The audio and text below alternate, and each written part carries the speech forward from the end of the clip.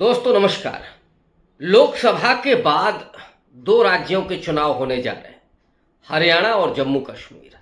हरियाणा में 5 अक्टूबर को मतदान होना है और हरियाणा भारतीय जनता पार्टी नरेंद्र मोदी के लिए बेहद महत्वपूर्ण है, लेकिन उससे कहीं ज़्यादा ये महत्वपूर्ण कांग्रेस पार्टी के लिए भी है, राहुल गांधी के लिए भी है।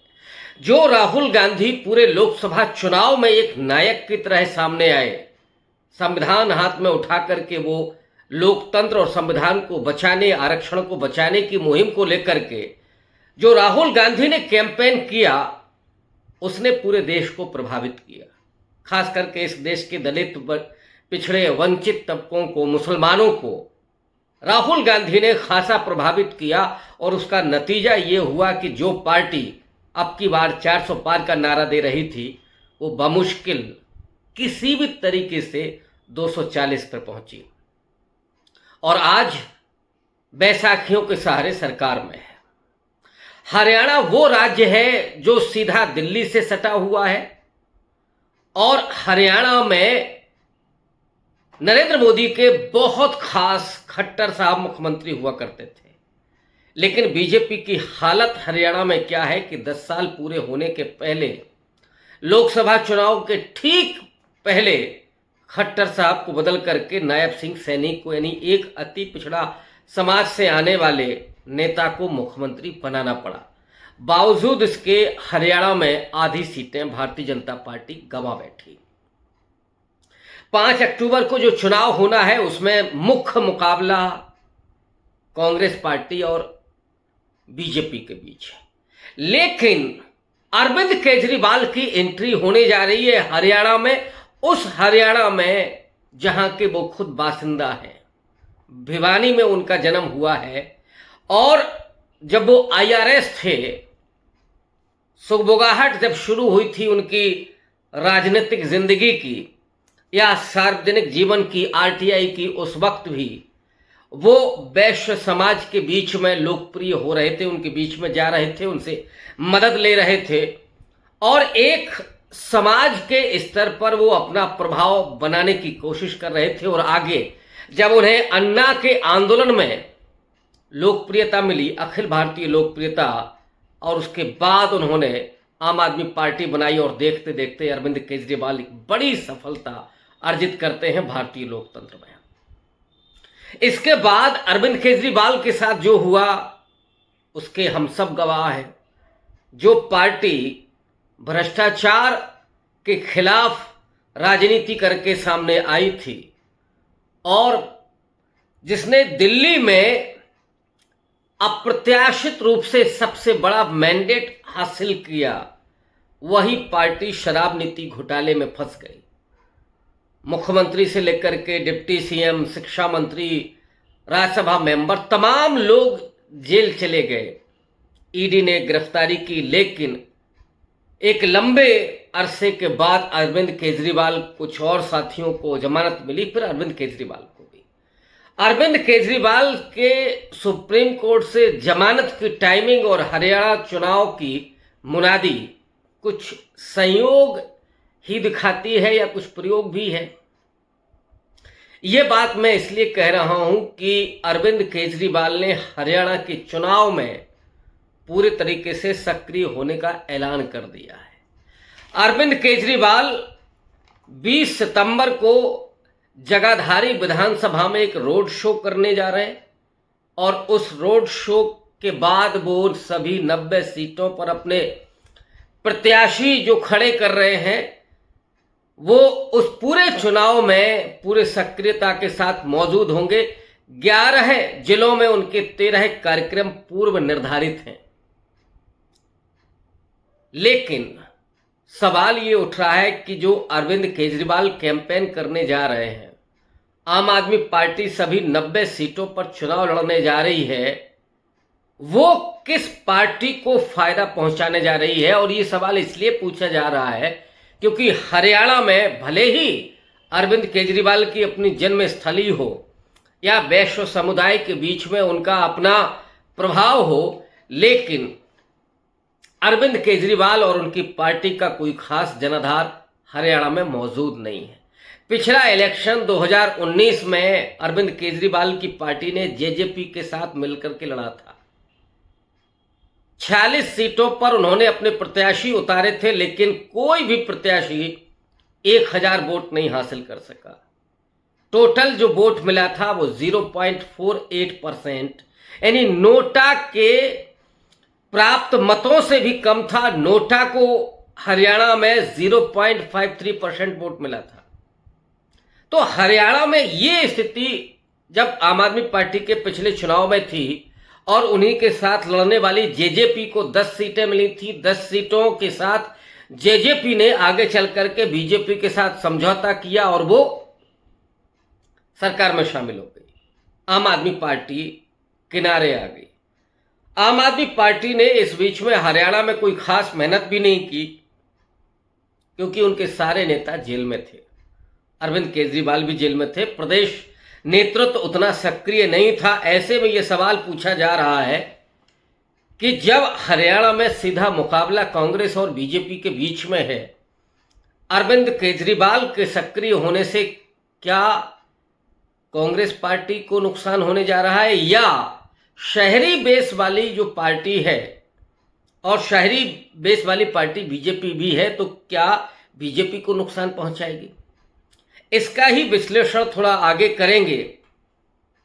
दरअसल आम आदमी पार्टी और कांग्रेस पार्टी के बीच समझौता लोकसभा चुनाव के पहले हुआ। इंडिया अलायंस में आम आदमी पार्टी भी शामिल थी और ये माना जाता है कि राहुल गांधी अरविंद केजरीवाल के साथ आगे भी राजनीति करना चाहते हैं। वो बड़ा दिल दिखाना चाहते हैं। आपको याद होगा कि जब अरविंद केजरीवाल को ईडी के जरिए गिरफ्तार किया गया था तो राहुल गांधी ने उनके पक्ष में बयान दिया था, सॉलिडरिटी स्थापित की थी। लेकिन राहुल गांधी पर इस समय जो हमले हो रहे हैं बीजेपी के द्वारा, उनको चाहे देशद्रोही कहा जा रहा हो, आतंकी नंबर 1 कहा जा रहा हो, या उनकी जबान काटने की सुपारी दी जा रही हो, हैरत होती है कि अरविंद केजरीवाल ने एक शब्द भी राहुल गांधी के पक्ष में नहीं बोला। बीजेपी को भी घेरने की कोशिश नहीं की कि विपक्ष के नेता के तौर पर राहुल गांधी को इस तरह से लांछित करना ये उचित नहीं है। ये बयान भले ही वो राहुल गांधी के पक्ष में नहीं देते, लेकिन लोकतंत्र के पक्ष में तो दे सकते थे। लेकिन केजरीवाल खामोश है, इसीलिए ये आशंका बढ़ रही है। राहुल गांधी ने पहल की कि हरियाणा के चुनाव में आम आदमी पार्टी और कांग्रेस के बीच समझौता हो। थोड़ी सी चर्चा आगे बढ़ी। 10 सीटें आम आदमी पार्टी मांग रही थी, लेकिन कांग्रेस 2 से 3 सीटें देने के लिए तैयार थी और आखिरी तक आम आदमी पार्टी 5 सीटों पर टिकी हुई थी। हुड्डा खास करके विरोध में थे इस समझौते के, और अंततः यही हुआ कि 5 सीटों से कम आम आदमी पार्टी लेने के लिए तैयार नहीं हुई और कुल मिलाकर के समझौता नहीं हो पाया। इस बीच में अरविंद केजरीवाल की जमानत होती है और केजरीवाल ने ऐलान किया, उनकी पार्टी ने ऐलान किया कि वो सभी 90 सीटों पर चुनाव लड़ेगी। अब जब अरविंद केजरीवाल हरियाणा में इतना सक्रिय होने जा रहे हैं तो ये सवाल पूछा जा रहा है कि आखिर वहाँ पर वो किसको डैमेज करेंगे, क्योंकि कोई मुख्यधारा की पार्टी वहाँ पे है नहीं। ऑलरेडी वहाँ पर 2 और गठबंधन हैं, इनेलो और बीएसपी का गठबंधन है, जेजेपी और आज़ाद समाज पार्टी का गठबंधन है। आम आदमी पार्टी भी चुनाव लड़ने जा रही है। अगर आम आदमी पार्टी शहरों में फ्री पानी और बिजली के आधार पर वोट मांगती है तो जो शहरी मतदाता भी बीजेपी के अगेंस्ट खड़ा हो रहा है, और वहाँ से जितनी भी खबरें आ रही हैं, आरएसएस के लोग भी ये कह रहे हैं कि भले ही मैं आरएसएस का हूँ, लेकिन बीजेपी की हालत यहाँ पे ठीक नहीं है और कांग्रेस पार्टी को बढ़त मिल रही है। ऐसे में आम आदमी पार्टी की सक्रियता, और सक्रियता में भी ये देखना होगा कि आम आदमी पार्टी अटैक किस पर करती है। अगर कांग्रेस पार्टी पर वो अटैक करती है, जैसा कि राजनीति केजरीवाल की शुरू ही हुई थी, कांग्रेस पार्टी पर लगने वाले घोटाले के आरोपों से जो यूपीए सरकार थी उस पर लगने वाले घोटालों के खिलाफ ही अरविंद केजरीवाल ने मोर्चा खोला था। अन्ना हजारे का पूरा आंदोलन हुआ था और फिर विधानसभा चुनाव में शीला दीक्षित को कॉमनवेल्थ घोटाला ये सब जो हरा करके केजरीवाल ने राजनीति शुरू की, तो दरअसल उनकी राजनीति कांग्रेस के खिलाफ ही शुरू हुई है। अब जब बीजेपी उन्हें किसी तरीके से खत्म कर देना चाहती है राजनीतिक रूप से, लेकिन जमानत पर बाहर आने के बाद क्या वो हरियाणा में बीजेपी पर अटैक करेंगे, बीजेपी पर हमला करने में ज़्यादा मुखर होंगे या कांग्रेस पार्टी पर हमला करने में ज़्यादा मुखर होंगे? इससे साबित होगा कि अरविंद केजरीवाल असल में इंडिया अलायंस को मजबूत रखना चाहते हैं, इंडिया अलायंस के साथ रहना चाहते हैं या नहीं रहना चाहते हैं, या उनका अभी भी पहला मकसद कांग्रेस पार्टी को कमज़ोर करना है।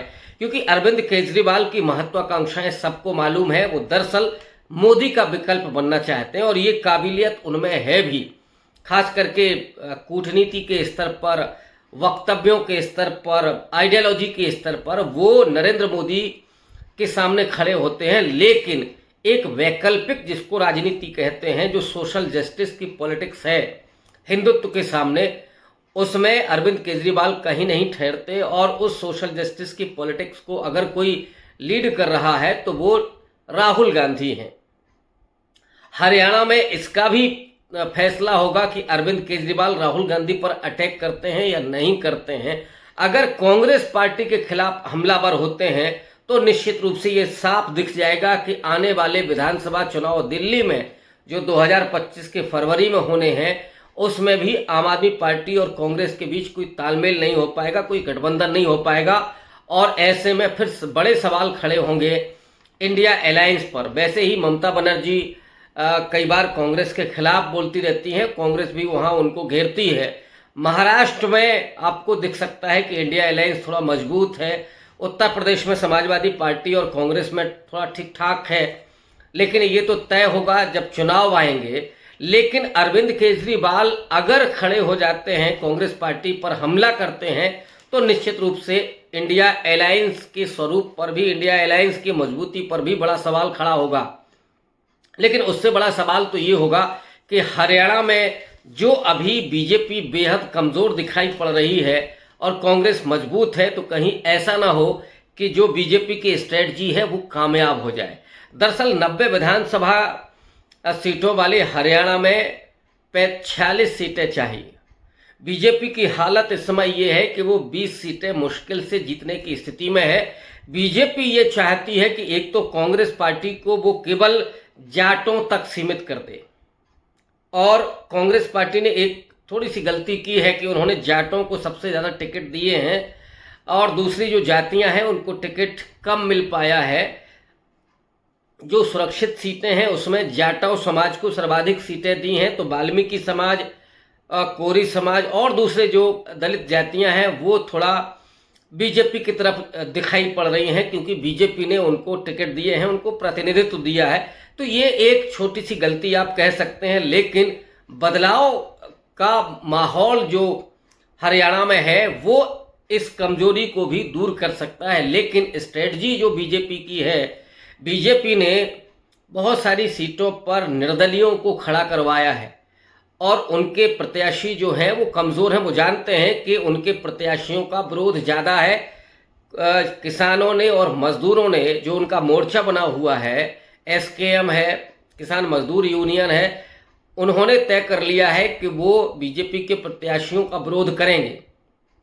ऐसे में बीजेपी ये समझ गई है कि उनके प्रत्याशी बेहद कमज़ोर होंगे, तो उन्होंने कांग्रेस प्रत्याशी के अगेंस्ट एक निर्दलीय प्रत्याशी को भी खड़ा किया हुआ है। और उसकी स्ट्रेटजी ये है कि अगर 10 से 15 निर्दलीय जीत करके आते हैं, या कहीं पर ये स्थिति है कि जहां निर्दलीय प्रत्याशी मजबूत है, तो वो धीरे से अपने प्रत्याशी को कमज़ोर कर रहे हैं। जैसे गोपाल कांडा के सामने जो प्रत्याशी बीजेपी के थे, उन्होंने अपना पर्चा ही उठा लिया है, पर्चा विड्रॉ कर लिया है।